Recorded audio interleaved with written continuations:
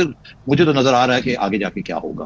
अगर किसी और को नजर नहीं आ रहा तो नजर आना चाहिए। हमजा ये नहीं जीत सकेगा आज कल ये परसों, जब भी ये 22 तारीख को जब ये होने जा रहा है, हड्डा पड़ेगा।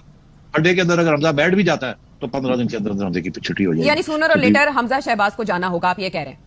मैं ये कह रहा हूँ। तो उसकी वजह यह है कि कार्ड्स जो हैं, जो पत्ते हैं, वो सारे नून लीग के खिलाफ स्टैक हैं इसमें। अच्छा। और बेहतर यही है कि ऑनरेबली कोई लड़ाई झगड़े किए बगैर, क्योंकि आखिर में होना वही है, उससे बेहतर यही है कि अब आप जिसे कहते हैं ना रैप अप, और कोई रास्ता नहीं है। Wrap up, pack up. और अगर ये नहीं कॉन्फिडेंस बिल्ड कर सकते, या इनमें खुद कॉन्फिडेंस नहीं है कि मैशत को इंप्रूव करने वाली है, सिर्फ हार्डशिप ही हार्डशिप है, तो फिर घर जाए।